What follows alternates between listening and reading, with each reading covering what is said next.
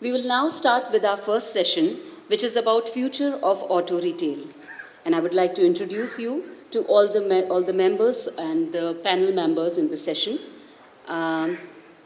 Shri Kawaljit Nagpal from Regional Director PV FADA Rajasthan and Director Prem Motors Private Limited.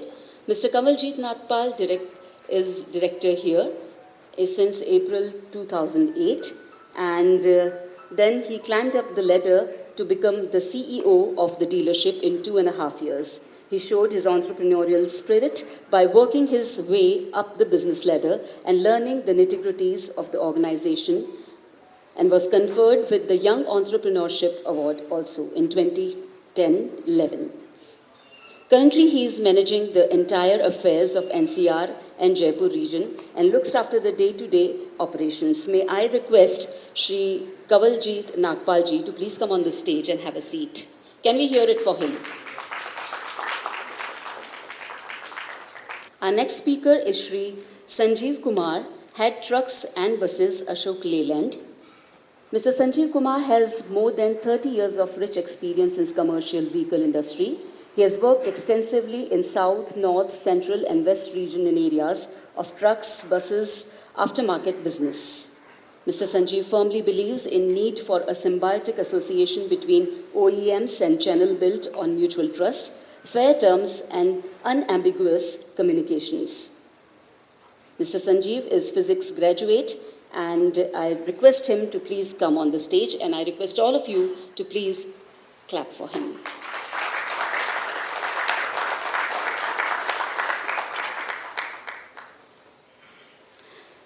Our next speaker is Mr. Shashank Srivastava, ED MSIL. Mr. Shashank Srivastava is Senior Executive Director at Maruti Suzuki India. In current role, he is responsible for marketing and sales vertical and is in charge of both brand marketing related activities as well as retail channel management.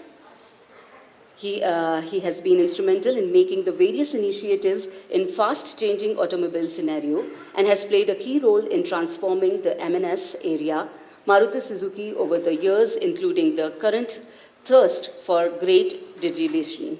Can we just hear it for him? Mr. Shashank Srivastava, Senior Executive Director, Maruti Suzuki Limited. Shri Vinkesh Gulati ji, President FADA.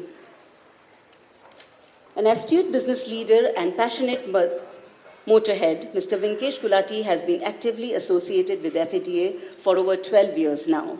As President and key member in FADA Executive Committee, Mr. Gulati has helped FADA reach new heights.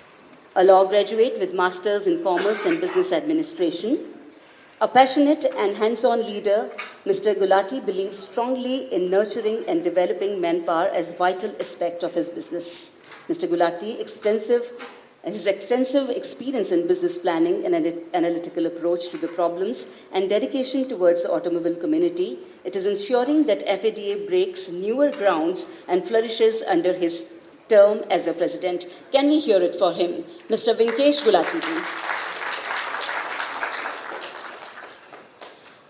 May I now request Shri Kawaljit Nagpal ji to please come forward and take as a moderator and take it forward. Shri Kawaljit Nagpal ji. Yes, thank you. Good morning, everyone. Good morning, Shashank san, Sanjeev ji, Vinkesh ji. On behalf of the entire Rajasthan dealer fraternity, I would like to extend a very warm welcome to you all and would like to thank each one of you for taking out time and being present here amongst us today. The topic for today's discussion is future of auto retail. We're going to keep this conversation very light and we seek your opinions on the matter being discussed. All right. Let's start with the hottest topic of the industry currently, electric vehicles, alternate fuels. What would be an appropriate timeline and infrastructure readiness? How well are we prepared currently, or rather, how well are we preparing ourselves for the future? Shashank san, being the market leader, kindly share Maruti Suzuki's plan and also a holistic view of the industry. So I'll talk about the EVs which you mentioned. Ji. Yeah. Uh, so I think there seems to be a general consensus in the industry that EVs will become mainstream going forward. Uh, However, when they will become mainstream is still not an issue of consensus. So the question basically is not whether, but when. It is only a matter of time that EVs become mainstream. However, there are many barriers to the EV usage and adoption.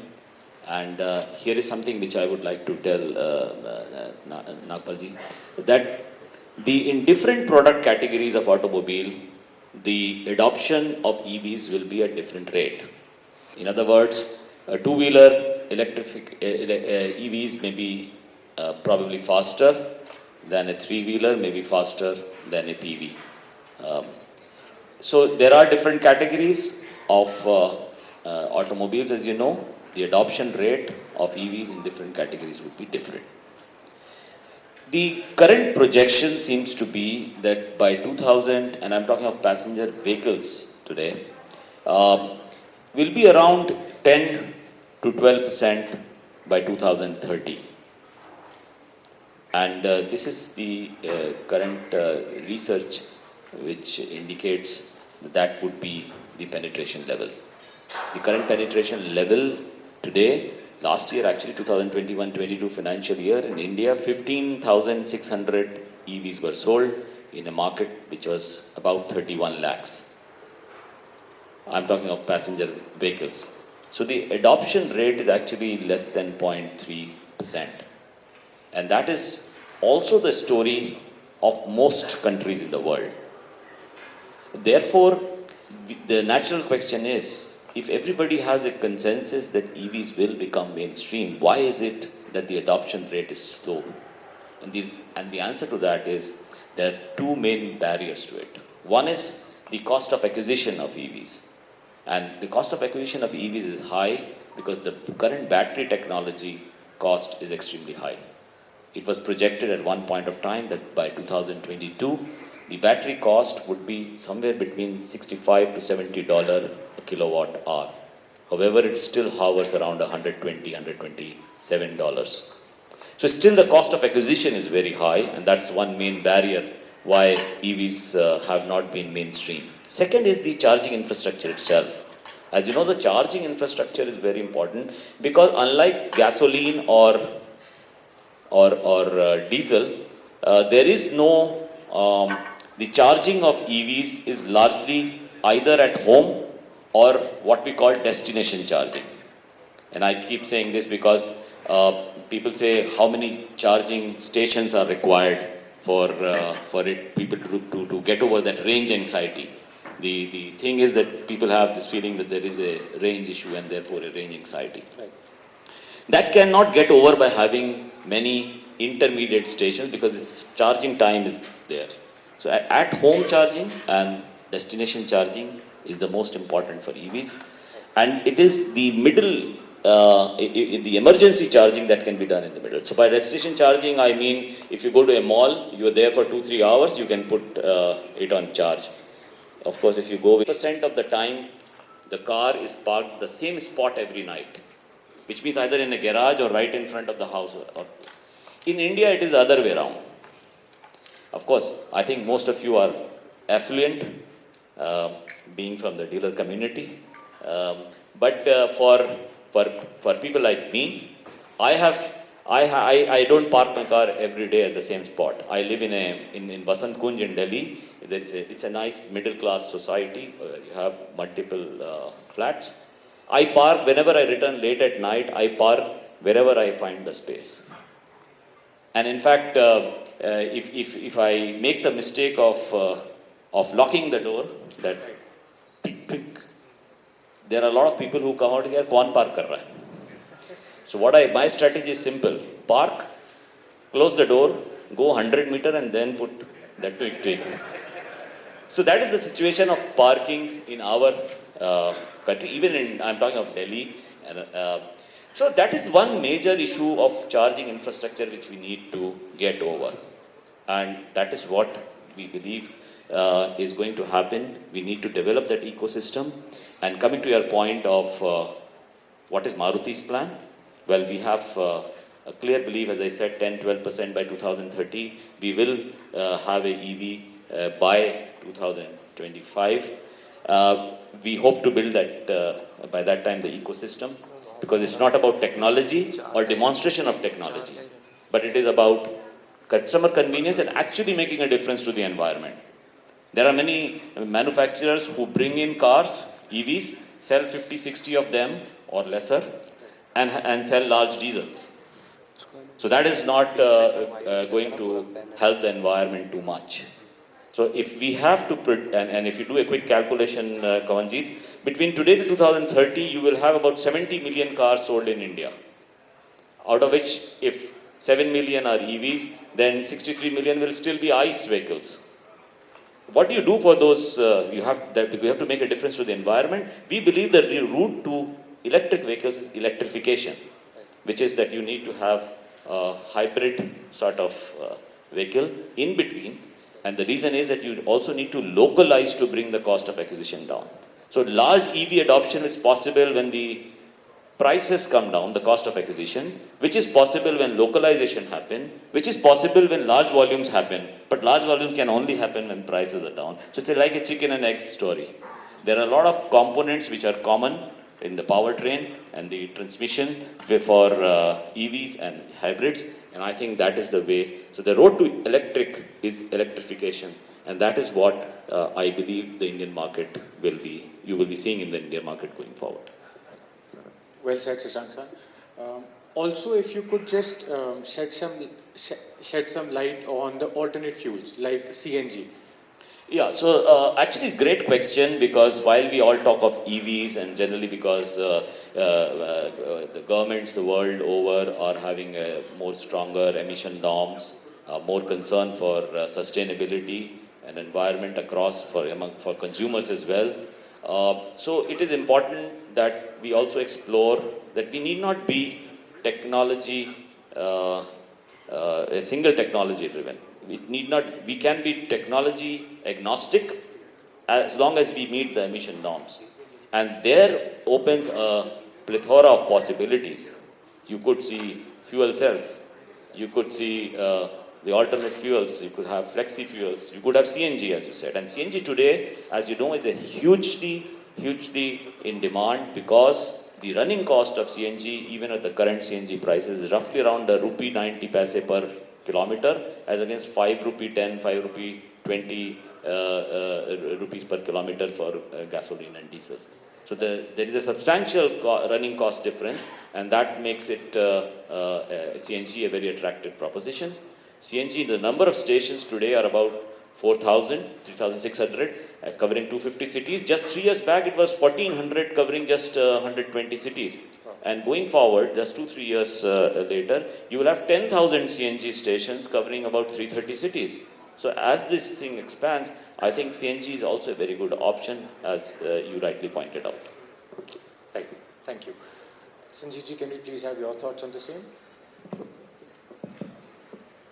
Thanks, Kaval. First of all, I wanted to thank FADA for inviting me in this event. And I also want to acknowledge the effort which FADA has been doing for the last few years in taking up issues of fellow dealerships with government, with vehicle manufacturer, and somebody talked about judiciary. Coming back to this subject of alternate fuels, I have a different take. Alternate fuel adoption depends on many factors. Factors like, when we start, we need to talk about what's India's commitment on Paris Accord. What is the pricing of batteries, lithium?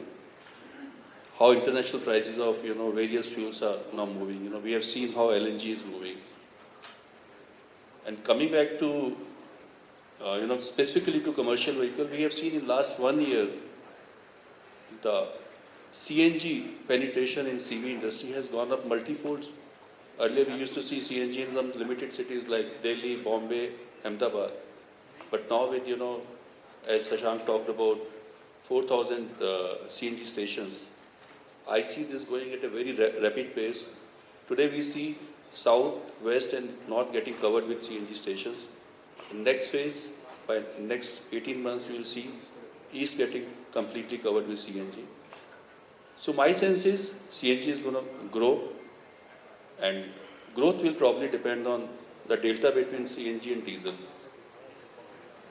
Talking about alternate fuels, I don't think we should attempt to predict when and how it will come. What we are doing at Ashok Leyland is we have, modular technology which we worked for last few years. So we are trying to ready ourselves for all types of fuels, whether it is CNG, LNG, hydrogen, and finally, electric vehicles. Yes, we feel that CNG would be probably more apt for shorter hauls, ICVs, and LNG would probably go for long haul vehicles, bigger vehicles. But at some point of time, you would see that CNG stations will not be only CNG stations. There will be CNG come LNG stations. And you will find that a lot of gas lines are being, gas pipelines are being created, which will, to me CNG and LNG is same thing. It's the same, if you see the chemical composition, it's same. It's only a question of state of that gas. And talking about electric vehicle, yes, we stand committed to it. But as Shashank said, the penetration levels are low. Cost of acquisition is very high. In commercial vehicle, we talk about pay-per-use. So that is why, we have created two separate companies called Switch Mobility and Ohm Mobility. What we are trying to do is, we are trying to own those assets and trying to run it for various stakeholders. My own sense is CNG adoption, electric vehicle adoption may not be as fast as being projected by various stakeholders. While I see a rapid adoption in buses, and to some extent will happen in electric vehicles. But overall, I think probably car industry would be a front runner in these alternate fuels also, and CV would follow them. That's my view. Thanks. Thank you. Vinkesh, would you like to add something to this? So, thanks Kawaljeet, but I'm on your side, so I've also come to listen from the guests. But see, overall, the government push is huge. We all know that. The clean energy has to come in.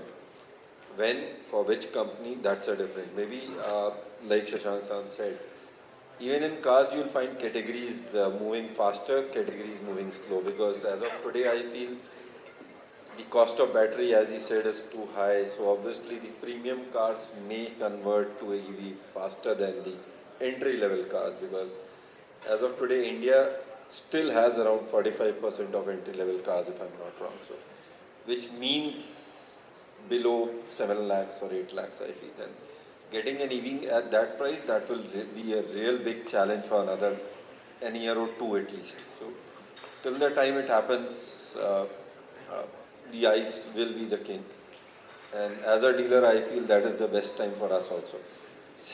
If EV comes with the kind of percentage government wants, our overall revenue, like we talk about, service and all, will be in a I'm not saying it will be a problem, but it will be a bit challenged there. Right. So overall, EV, I'm not saying EV, but yes, alternative fuel is the future. But when, yes, that's it. So let's hope it happens as per that speed, and what is happening today with electric vehicle two-wheeler doesn't happen in other category also. Okay, now let's talk about digitization. It is worrisome for dealers to keep investing heavily into brick and mortar infrastructures. And on the other hand, direct selling models like Ola, Tesla are starting to pop up. The Mercedes model is also an example of something very different from the usual. How do you foresee digitization affecting this and taking over the real world? Shashank sir.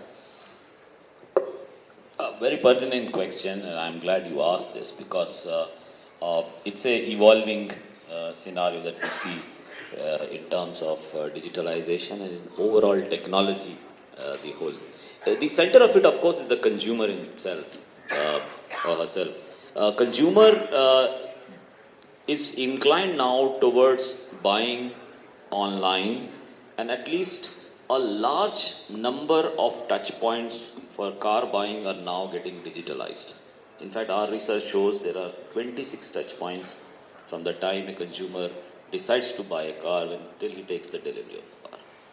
26 includes going online, finding about the dealer, downloading a brochure, taking a pro forma invoice, comparing cars, etc., etc. So out of those 26 touch points, we have at Maruti Suzuki digitized 24 of them. That's an option given to consumers. Of course, there are 2 touch points which I believe will never be digitalized.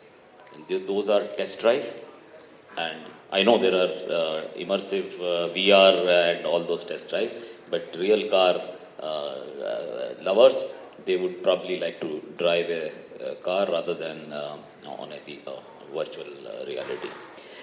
And the second point, which is not will not be digitalized, is actual vehicle delivery, because you have to deliver the vehicle to the consumer, even if it is at home. You have to actually deliver. We are yet far away from that Star Wars where vehicles can be transported digitally to the different planet. That's still not on. So we talk in Maruti Suzuki, and actually in the industry, all OEMs talk of phygital world. We no longer talk of pure digital. It's phygital.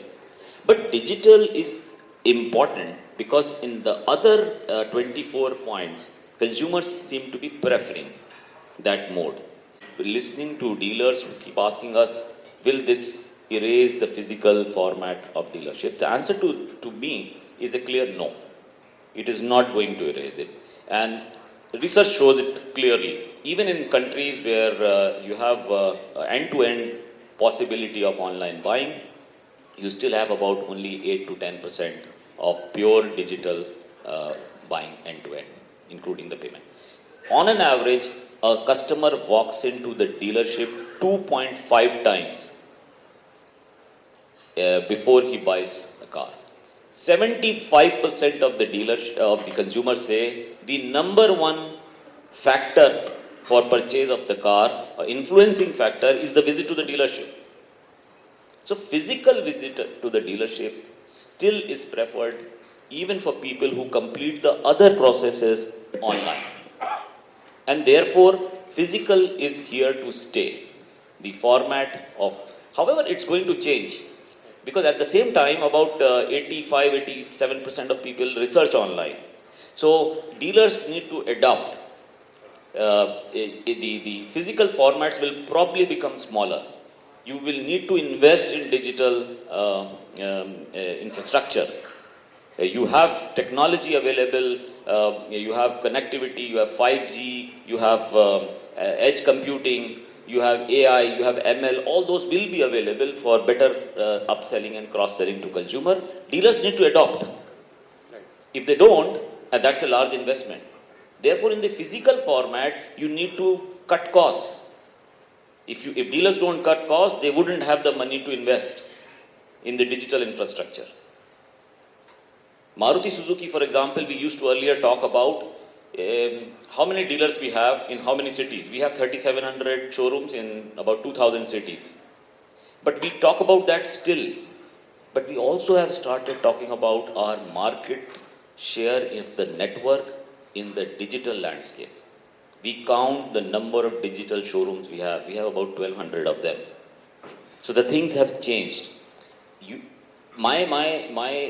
This thing is there are customers will be hybrid, partly digital, partly and if dealers don't invest, they are likely to be out of business. And just because all of you are dealers here, and I think this is an important question, I will tell you what is our thought after a lot of research.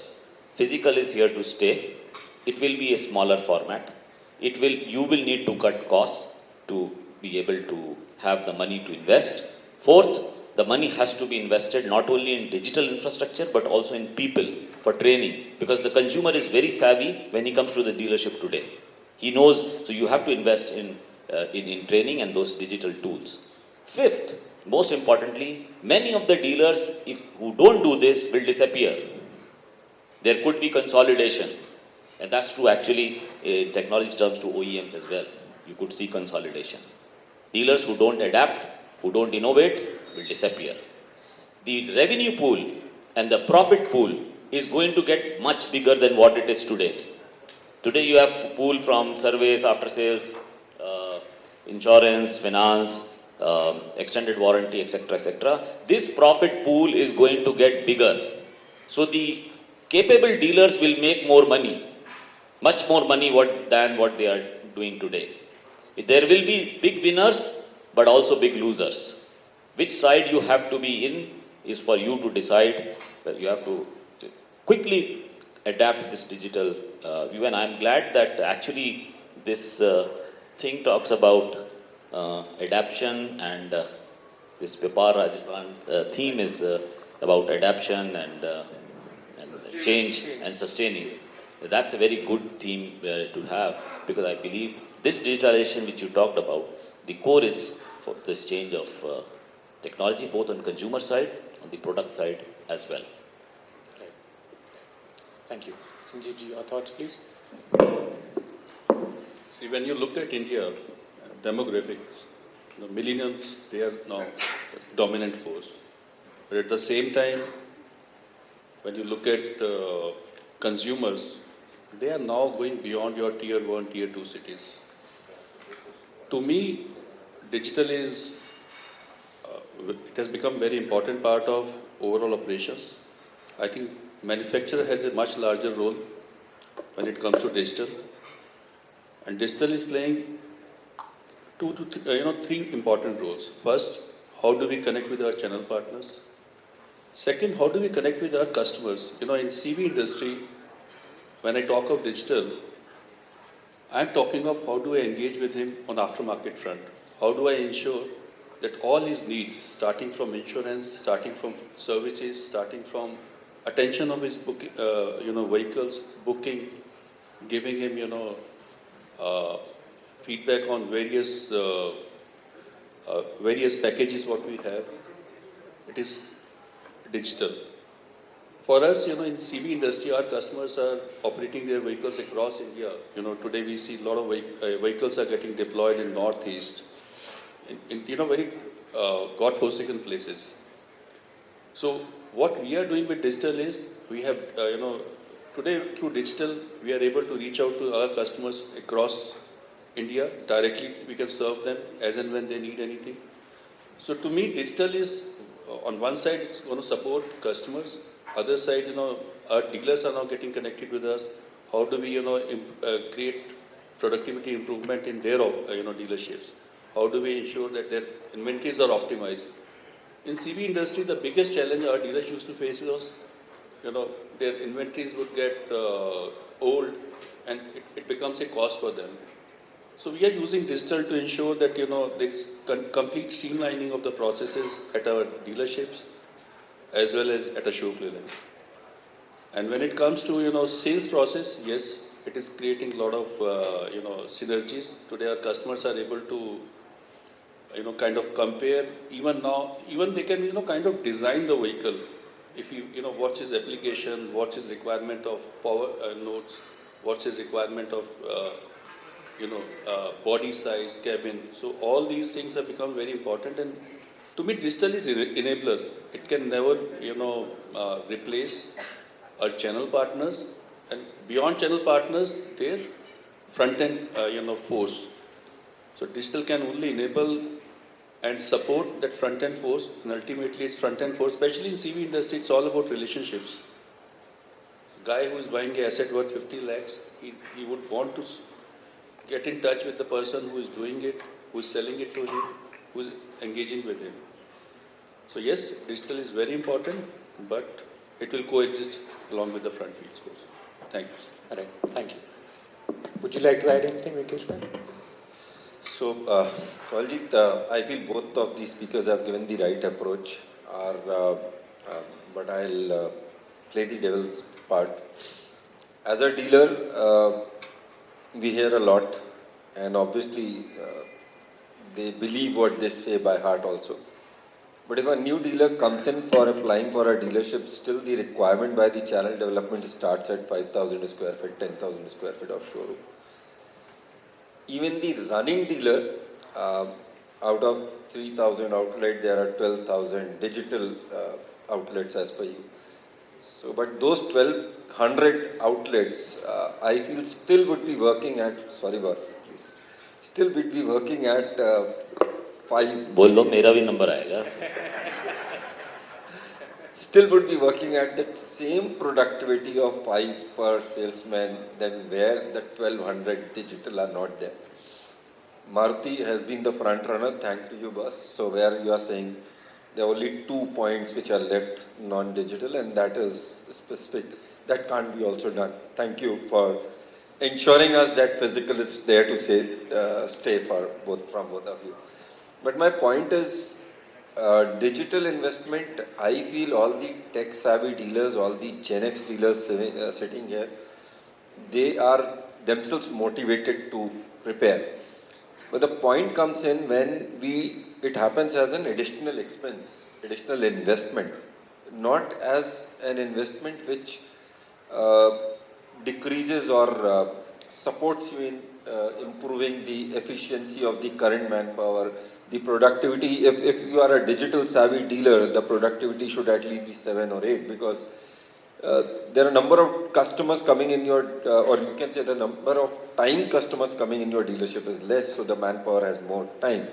So my request to any of you, or you can, or that how can the dealer benefit unless and until the OEM openly says that if you are digital savvy and this dealer is not digital savvy, this dealer needs less space as infrastructure, and this dealer will have more productivity rate for keeping manpower. Second, I feel the question by Kamaljeet, which missed by you all, is the D2C model of Ola and the Mercedes retail of Forum. I'll just update you without taking a name. A premium bike manufacturer or importer of India just called me to understand the direct to customer or a Mercedes retail of future.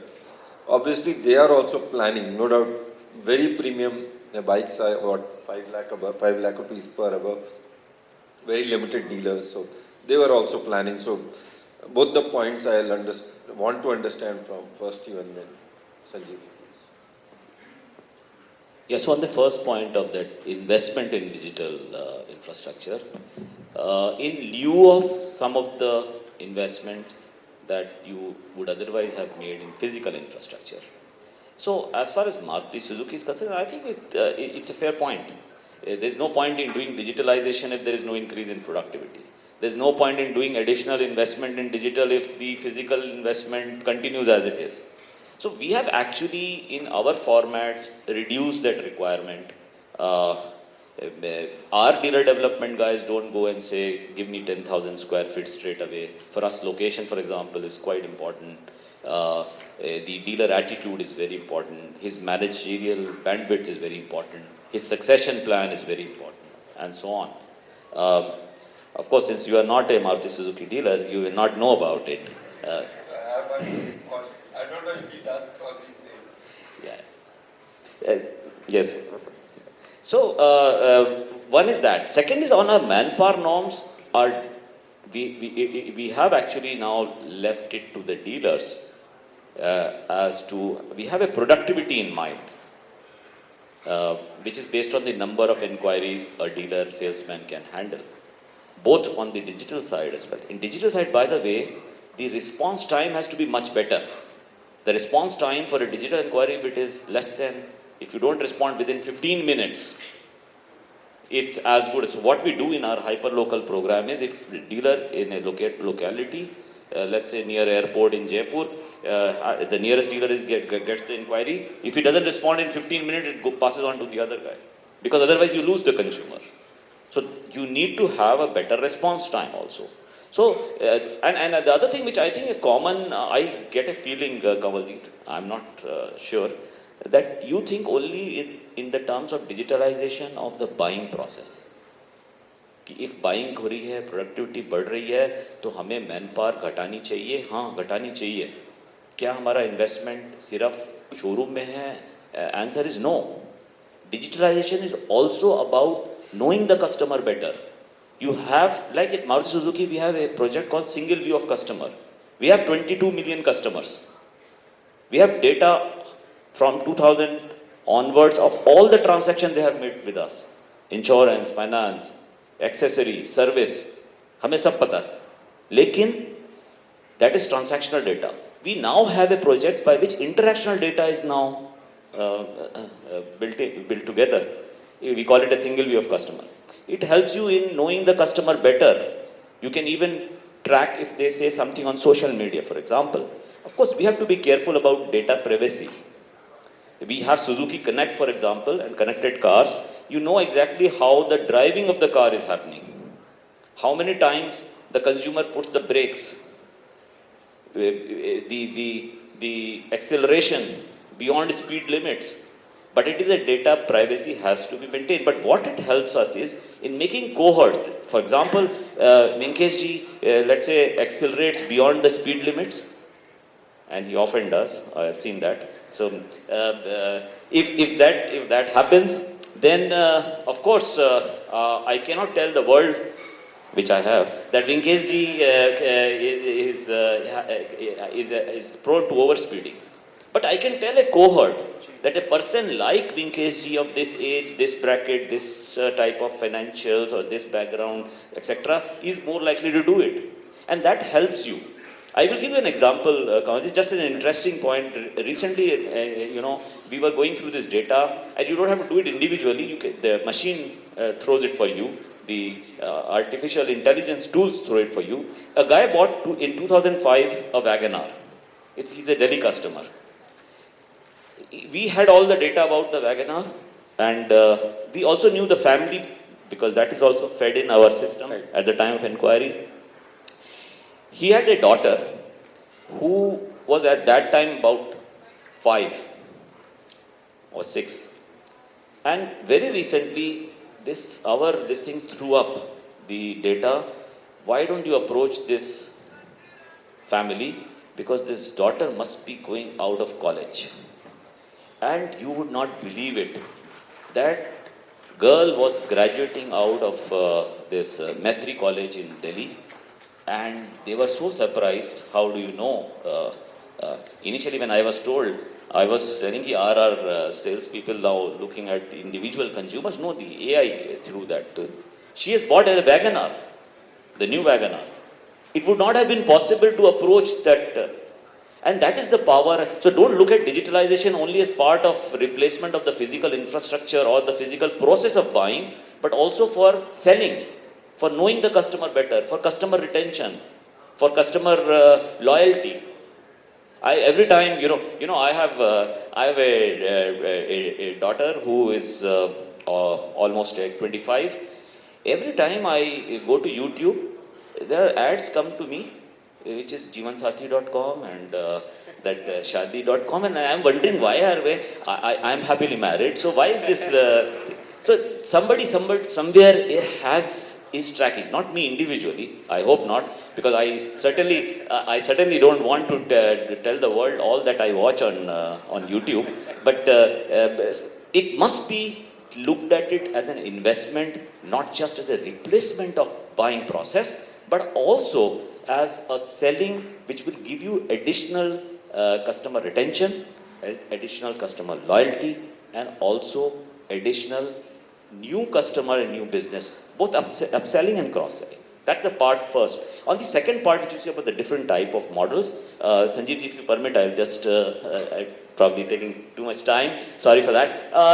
There are 4 models currently going in the world. One, the entrepreneurship model of dealership, the current system you have.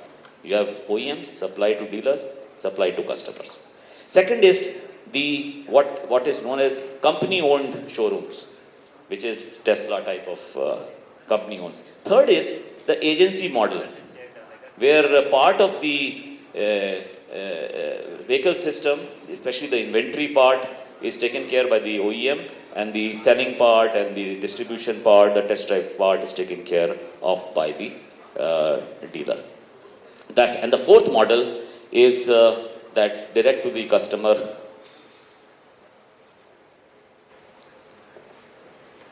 Good afternoon, ma'am.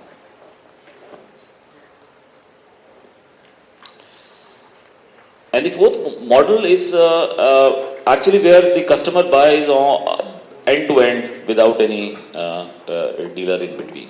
I think we will have a hybrid system, different geographies, different type of customers, different cultures will have different types of mix of these models. And I think in India, for a long time, I would say the entrepreneurship model will continue. And it also depends on the volumes that a manufacturer does. So an agency model might be more successful for smaller volume, but car is not just about distribution. It is also about selling. It is also about retention of the loyalty of the customer. In other words, the advocacy that customer has for your brand is essential, and the distribution model which we have currently, I think in India, is going to last for a long time. Thanks, Ashank. I completely agree with you. I think, Vinkesh, whatever doubts you have, please take them away. Talking about investments in CV space, I don't think, we as a manufacturer insist on some investments on digital space. I think, as I mentioned earlier, we as a manufacturer need to invest in these digital technologies and various apps which we are creating. Today, all vehicles are connected vehicles. I think challenge what we have as a manufacturer also is how do we monetize that? We get a lot of rich data in terms of how vehicle is running and what's the performance of the vehicle, which otherwise used to be a big challenge for us. So right now we are working in terms of how do we use this data, how do we collaborate with various finance companies, how do we tell them that vehicle performance has been good, driver has been driving the vehicle well, and then how do we come out with basis the feedback what we get, how do we come out with new models, new applications. And today it's no more a mechanical machine, it's about tuning that particular ECU to suit the application. So my own sense is digital penetration in the auto space is there as an enabler, there to improve overall efficiency of the dealership. So I don't think, in our space, if he has to attend a truck which is 45 meters long, he has to have that space. Digital cannot, kind of replace it. But yes, digital can definitely help him in terms of addressing those needs. Thanks. So coming on to the next question, when will the manufacturing stabilize? When will the chip issue get resolved? Or when do you at least see it coming on track? Sanjeev ji, please. I know, Sashank, it's been tough time for Maruti, so it's equally tough for us also. And with us, finally, I don't know how to respond to you that demand levels are good, but in CV space, we have seen the downtrend for the last 3-4 years. So we are slowly making our channel partners understand, yes, there is a real shortage of chips and we need to kind of synchronize our supply chain. My own sense is it's going to continue. And how long, I don't even know. But yes, I think we are working very closely with our channel partners and customers to see what best we can do.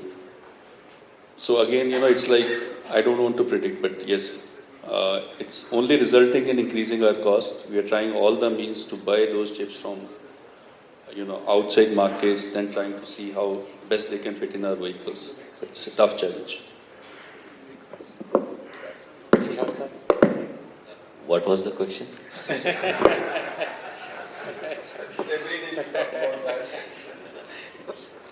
No, but I think I would agree with Sanjeev ji completely. One, the chip shortage is real, and for Maruti Suzuki, actually, if you quantify it, it has become quite heavy now in the sense that while on the demand side, if you look at parameters of bookings or inquiries, they are pretty strong. However, these on the supply side, because of this semiconductor issue, we have some weakness, and that is why the number of pending bookings have increased. Today, the number of pending bookings is crossed 325,000 for Maruti alone. I am told in the industry it is close to 600,000. So 325,000 is like annual production of most other auto industry companies in India. That's the extent of problem. To be sure, there was improvement between September to March. In September, we did only about 40% of our production plan. In October, about 60%. In November, about 85. December was 90, so on, 95 in March. But I think the situation which we are expecting to stabilize has not yet stabilized. And we are expecting, and we have announced it earlier. As I was mentioning, we have announced that in the this quarter also. However, the next obvious question is when it will become 100%, and the answer is normal. The answer is we don't know, because the visibility to chip availability is simply not there. That's why we do a periodic update, and of course we are sorry for our consumers and and also our dealer partners, but this is a real situation that we have. Correct. Thank you. So, before we end the session and open the house for the audience to ask questions, I would request you to kindly give one piece of advice to be future ready to all our dealer partners present here.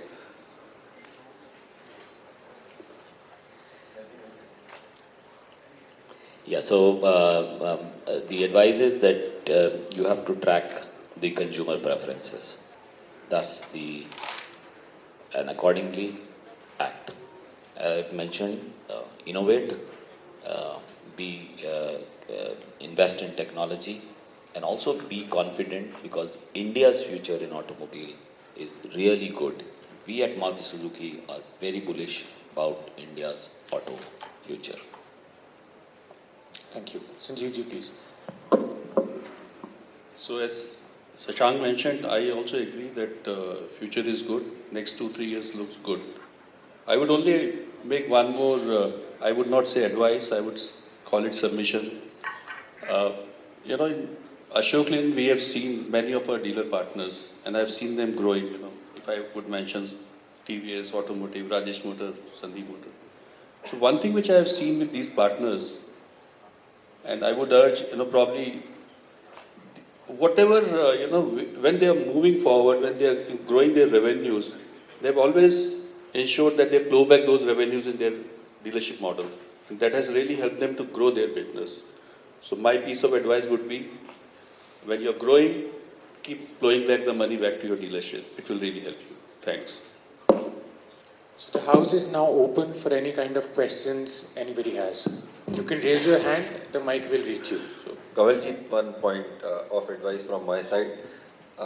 Your OEM is there for you, but FADA is also there for you, for future of auto retail, for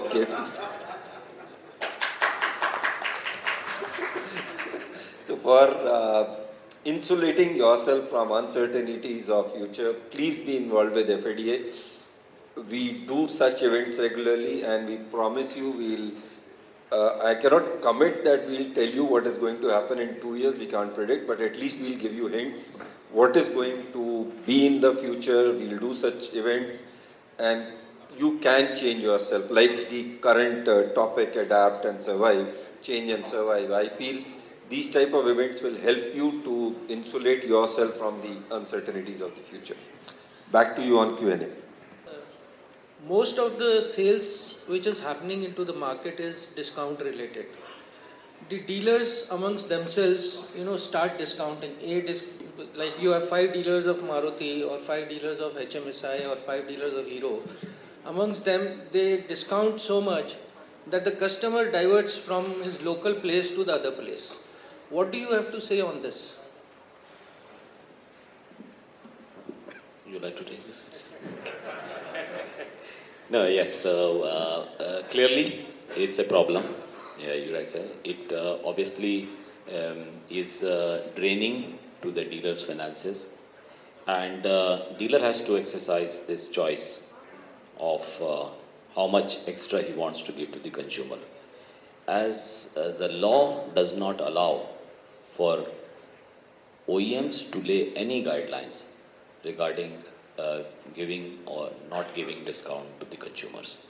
So it is your wish, and each individual dealer has to exercise his caution or his intention regarding discount being given to the consumers. But I must tell you very clearly, very recently CCI has pointed out that OEMs should not have any role in the process of discounting the consumers.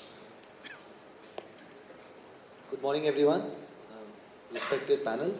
My question was, when we are seeing this shortage of panel, the chips for last 12 months, why are the manufacturers still expanding dealer network, especially in cars? Question A. And the B, the infringement policy, you're correct, but I'm sure the manufacturer can unofficially restrict the supply of the dealers who are actually involved in infringement. Cars के लिए था या CVs के लिए था? Both, sir. So please go ahead. No. So on the second question, it's easy because I just told we have absolutely no role to play, officially or unofficially. There's nothing unofficial, and I think OEMs are after the CCI directive, they are absolutely not going to touch this subject, officially or unofficially. So that is quite clear. And I can't understand why the dealer himself cannot exercise that caution. Why does it require an official or in your case unofficial directives from OEMs for this? Absolutely no reason. It's a business. You have to take and exercise caution. It's your financials that is at stake. On the first question about number of dealers which being expanded, when the volumes have also increased. Actually, volumes have increased more than the number of dealers. However, the areas or geographies where we are expanding, I am talking of Maruti Suzuki, are areas where consumers have now sprung up because the motorization of India has increased. Now you have even in rural areas, smaller areas, so our expansion is largely in the smaller areas where obviously for consumer convenience you need to be. Second, we give preference to the current dealers to expand. We don't bring new dealer into the picture. It's good for the dealer. A lot of our dealers are here and they can testify to that. We give preference to current dealers to expand into new areas. That's good for them because they can go to new geographies, get new customer, add to their viability and profitability, and also enjoy the future growth that may happen in those geographies. That's our philosophy. Sanjeev ji, would you like to ask? I think your question was mainly to Shashank, so I think he's addressed that. But on CV space, as I mentioned, the action is shifting to beyond tier 1, tier 2 cities, and we need to increase our reach. So, especially in CV space, you need to reach out to customer, extend your support there and then at their place. So, when we talk of network addition, we just are trying to address those white spaces in our network. And as even at Ashok Leyland, we try our level best to encourage our performing dealers to take up those extra areas. So it's always better to have known they will. Thanks. So, thank you so much. And can we have a big round of applause for our chief guest today, Shri Bhujendra Singh Olaji, Honorable Minister, Transport and Road Safety. It's a pleasure to have with us Srimati Usha Sharma, Chief Secretary, Rajasthan. Shri Abhay Kumar Ji, Additional Chief Secretary, Transport. And Shri Kanhaiya Swami Ji, Transport Commissioner. Can we hear it once again for them? Thank you so much, sir, for being here. Thank you so much, ma'am, for being here. May I now request Mr. Sharvik Shah to please felicitate Shri Sanjeev Kumar Ji.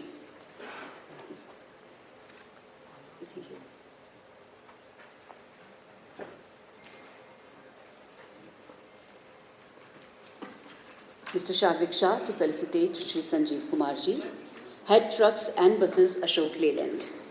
Can we hear it for him?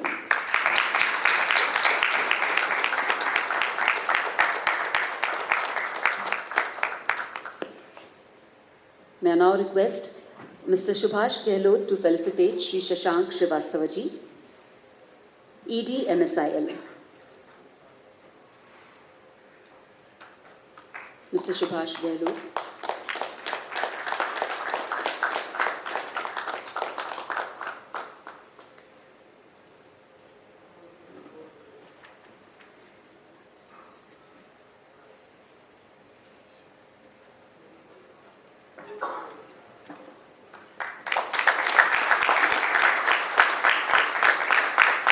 Shri Shashank Srivastav, ED MSIL. I would like to thank the panel, Shri Sanjeev Kumarji, Shri Shashank Srivastavaji, Shri Vinkesh Gulati and Shri Kawaljit Nagpalji. It was a very nice session and we could understand a lot about auto retail and many other issues. Can I just request you to please come forward for a photograph?